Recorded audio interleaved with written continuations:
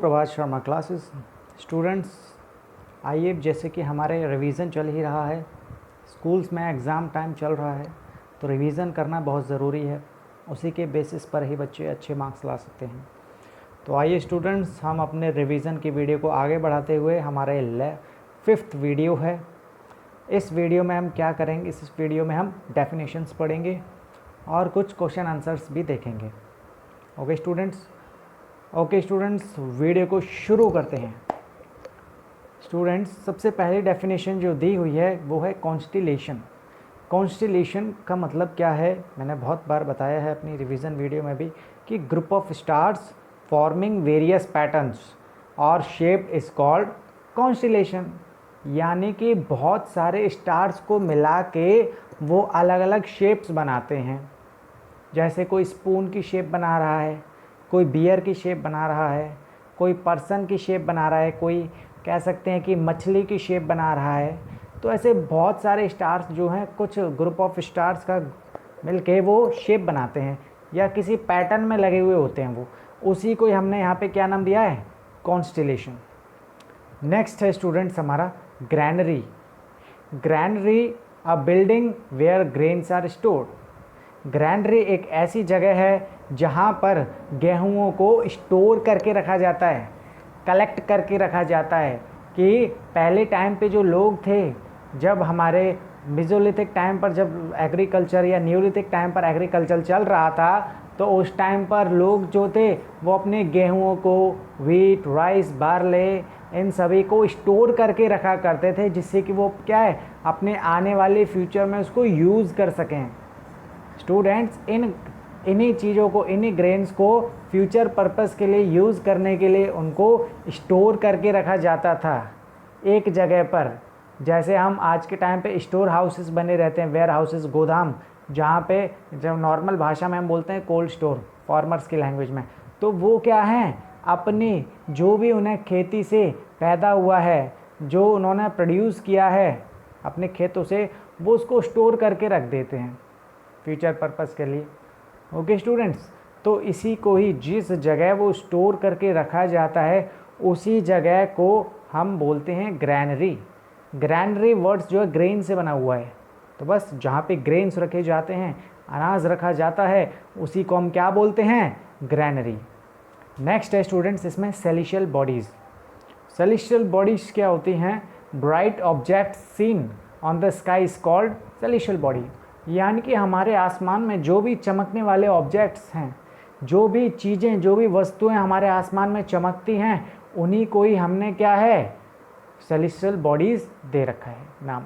अब for example, moon रात को चमकता है तो हमारा सेलिशियल बॉडी हो गया। स्टार्स रात को चमकता है, सेलिशियल बॉडी। और दिन में कौन चमकता है, हमारा सन, क्योंकि सूरज सबसे ज़्यादा चमकता है, आँख ही नहीं खुल पाती।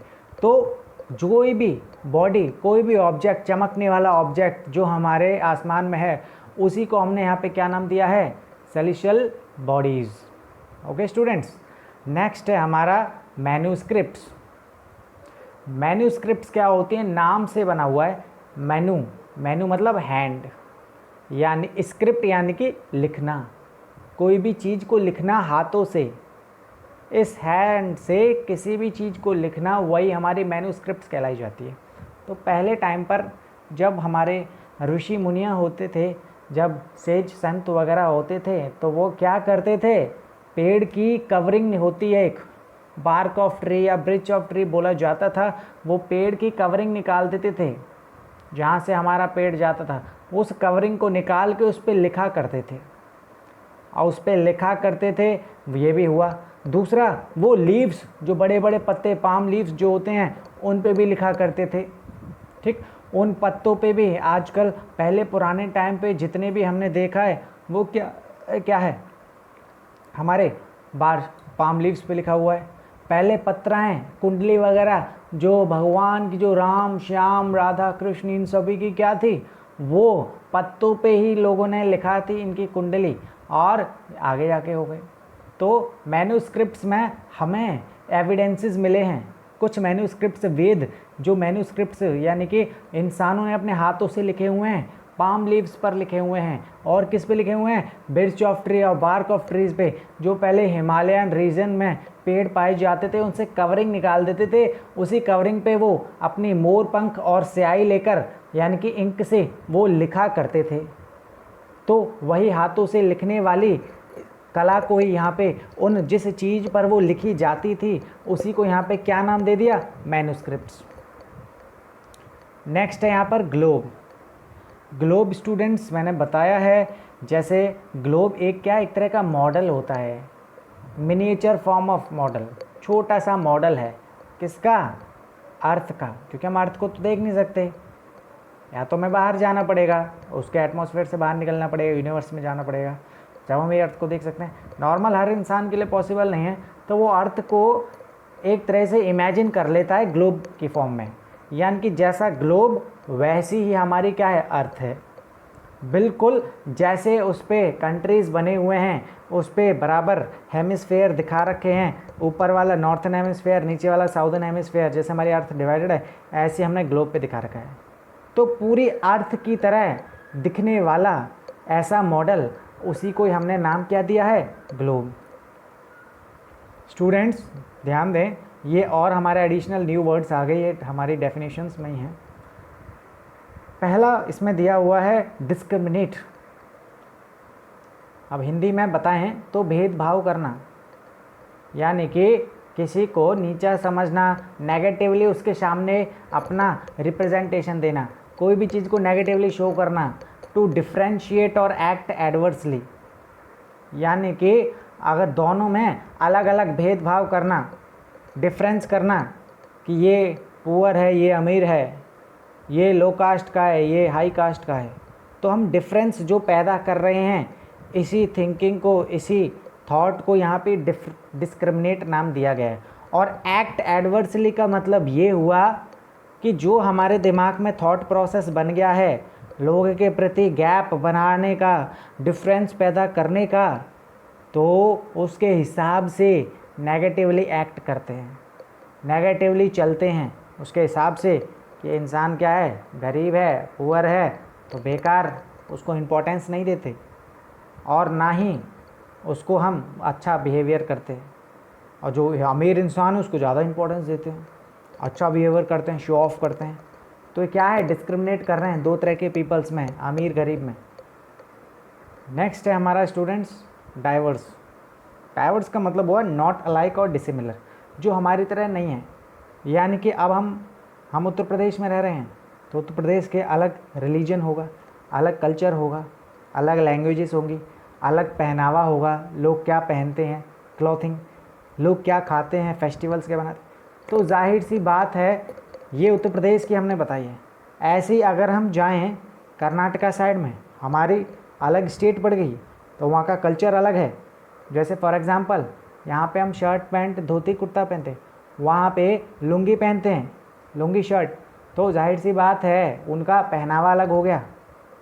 ठीक, यहाँ पे हम कह सकते हैं कि हमारे नॉर्मल फेस्टिवल्स बनाए जाते हैं, रामनवमी वगैरह, वहाँ पे उनके ओनम, पोंगल, ये सारे फेस्टिवल्स वहाँ के रीजनल फेस्टिवल फेमस हैं। यहाँ पे हम अपना रोटी चावल खाते हैं और दाल खाते हैं, सब्जी खाते हैं, वहाँ पे वो मछली खाते हैं, चावल से बने हुए प्रोडक्ट, इडली, डोसा, सांभर, वो सारी चीज़ें खाते हैं। तो हुआ ना वहाँ का खाना और यहाँ का खाना।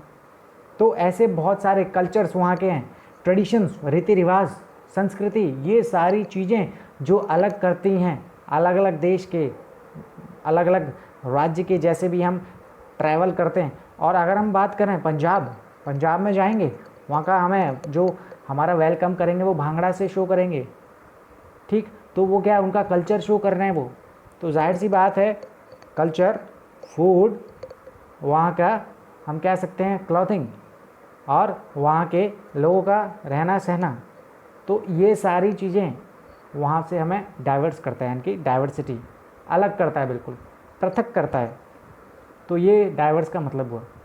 स्टूडेंट्स हमारा कंट्री जो है बहुत सारे कल्चर से मिलकर बना हुआ है, अलग अलग राज्य हैं, अलग अलग स्टेट्स हैं, तो जाहिर सी बात है उनके अलग अलग कल्चर्स हैं, अलग अलग तरह के लोग हैं वहाँ पे, अलग अलग पहनावे हैं, अलग अलग खाना खाते हैं।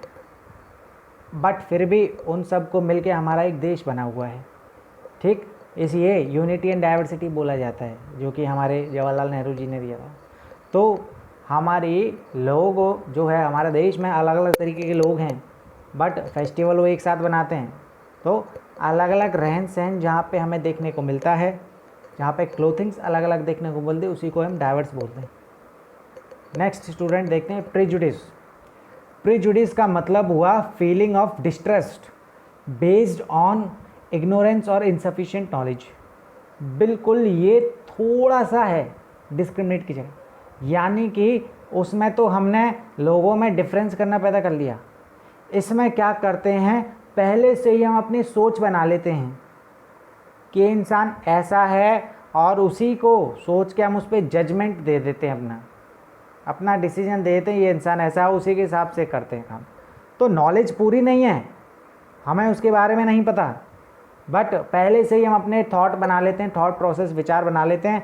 तो पहले से ही जो प्रीफॉल्स जो हम करते हैं, प्रीफंक्ट्री या प्रीमेच्योर इवैल्यूएशन, इसी प्रीमेच्योर इवैल्यूएशन को ही प्रेजुडिस भी कह सकते हैं। यानी कि इनसफिशिएंट नॉलेज, पूरी तरीके से नॉलेज ना होने पे भी हम कुछ अपने थॉट प्रोसेस बना लेते हैं उस पर्सन के बारे में, एक पर्टिकुलर पर्सन के बारे में। इसी प्रोसेस को प्रेजुडिस बोला जाता है। नेक्स्ट है स्टूडेंट स्ट्राइफ। स्ट्राइफ जो है वो कन्फ्लिक्ट है, झगड़ा। लोगों में झगड़ा किस लिए होता है, कास्ट, रिलीजन, कल्चर जा रहा है, उसको अच्छे से पढ़ें और बढ़िया परफॉर्मेंस दें अपनी अच्छी प्रिपरेशन के साथ। तो बच्चे, आज की क्लास यहाँ पे है। वीडियो अच्छी लगी हो तो लाइक एंड सब्सक्राइब करना ना भूलें, और वीडियोस को ज़्यादा से ज़्यादा शेयर करें, जिससे कि नॉलेज बढ़े बच्चों की। Okay students, stay safe. Thank you class.